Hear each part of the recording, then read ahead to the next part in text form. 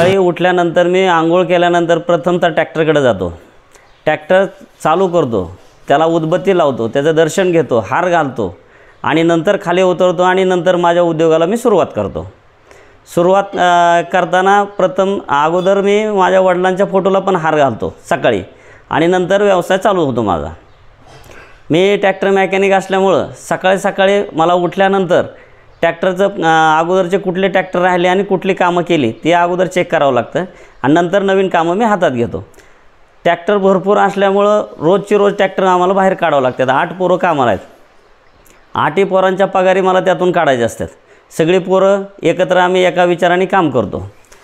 सुरुवातीला माझे स्वप्नपूर्ती व्हावी या उद्देशाने मी काय केलं तर सुरुवातीला घर बांधलं।